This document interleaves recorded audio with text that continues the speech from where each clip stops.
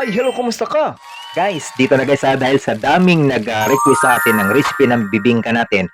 Ito yung classic na bibingka ha. O yan, may maliit at malaki. Guys, ito na, i-upload na natin ng matatawag nating masarap na bibingka. Kung inyong so, paliwanag ko sa inyo kung bakit may mga bibingka na talagang kinaumagahan, tumitigas na kaagad para ng bato. Dito naman sa ating bibingka ngayon, dito na-observe ko at ginawa ko talaga itong trial and error. Kahit umaga na hindi pa rin siya totally kahit pure rice siya guys o pure rice flour, okay? Diyan na guys ha, kita nyo naman ginamitan natin ng dahon ng saging dahil yan isa din yung nagpapabango ng ating bibingka. Dahil ang dahon ng saging pag yan nainitan, ayan na may malinis, sinugasan natin talaga yan at dinadaan pa natin yan sa mainit na kalan ano, para magiging smooth at malambot siya. Ayun, unahin natin guys ha, ang ating may tamang sukat ay dito. Unahin natin yung ating, ayan ang ginagawa ko sa ating dahon.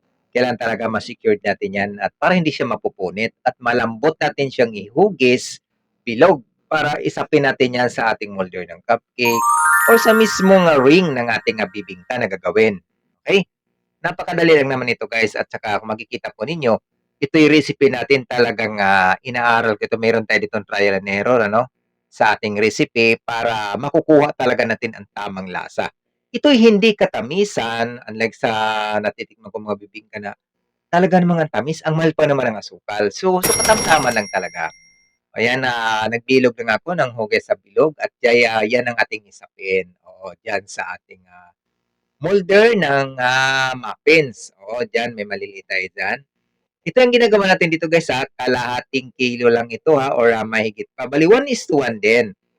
Isang sikreto guys sa ating bibingka, kahit ito'y pure rice flour at wala talagang halong harina, ito ay purong bigas. Oo.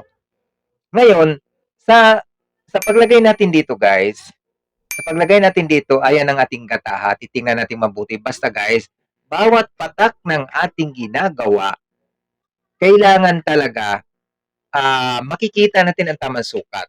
O tamang sukat talaga diyan ang ating titingnan ha, kasi yan ay tiningnan talaga nating mabuti yan para magiging eksakto lang. Oo.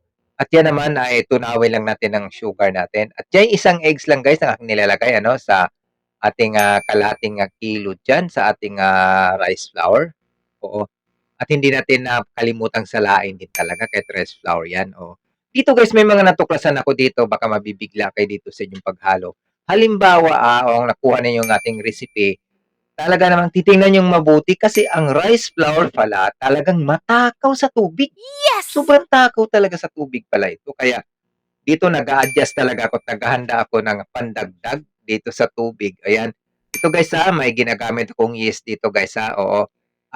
After natin itong masahin at nilagay na sa molder, within 15 minutes bago pa natin siya isalang, dapat makainit ng todo ang ating oven. Ayan ang ating guys. Yan isang sikreto sa ating bibingka na kahit na ilang araw dyan naka-stack sa atin, ay hindi pa rin ito parang bato tumigas dahil may ginawa may nilagay tayo ditong glutinous rice. Karamihan kasi guys natikman ko lalo na sa mga probinsya, no? Talagang pure talaga bigas na giniling lamang at wala silang hinalo na glutinous rice. Iyan kasi sa akin talagang tinatry ko, talaga namang nagwo-work talaga guys. O pag inyo itong masubukan ano, ito hindi lang pang merienda, pang bahay, talagang pwede ito talaga guys pang negosyo. At kung may makikita kayo na isang shop at shop store na nagbibenta ng bibingka na iba-iba ng mga variety at flavor, pwede nyo ito guys gagawin. Oo. Halimbawa, lagyan ng itog na maalat sa ibabaw, cheese, o anumang variety ang inyong gustong i-flavor dito guys. Perfect talaga ito guys. Kung mahilig sa mga bibingka at magluto-luto ano. Ito guys huwag nyong sayangin ang recipe ito guys kasi dito talaga napakalulang ang ating ingredients. So, ayan Yes! ayan lang ang sukat. Nasa 50 to 60 grams lamang ang kasya dyan sa ating papel. Medyo nabitin nga ako guys. Sa ating molder. Medyo nabitin nga ako dyan sa ating dahon, ano, pero kailangan next time ito yung haba-habaan yan. O, ayan naman na 60 to 50 grams lamang ating nilalagay. Kailangan guys sa ating malunggay, sorry, sa ating bibingka, ano, malabnaw. Oo, malabnaw talaga, malabnaw. Kasi pag hindi malabnaw, papangit din ang labas nito. Oo, papangit din talaga. Yan na talaga, yan nakakilo 'pag after niyan guys pakilusin muna natin bago natin isalang. At ang apoy nito nasa 170 after 2 minutes or to 3 minutes, i-adjust niyo na yan, gawin niyo na siyang 150. Ganyan hangga't maluto. Ayan naman ang ating baking time nandiyan yan, kumpleto yan para masundan po ninyo, para makuha natin ang recipe. Ayan, naluto ng ating maliit. Ayan, napakaganda, mainit pa. Ayan, napakaganda ng texture ng ating bibingka, at yun naman ang ating medyo malaki.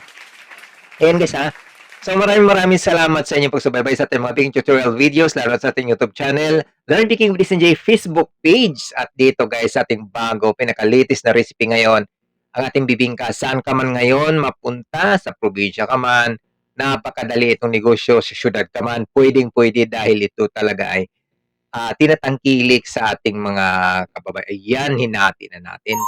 Tingnan nyo naman guys ang texture ng ating bibingka, tingnan nyo naman.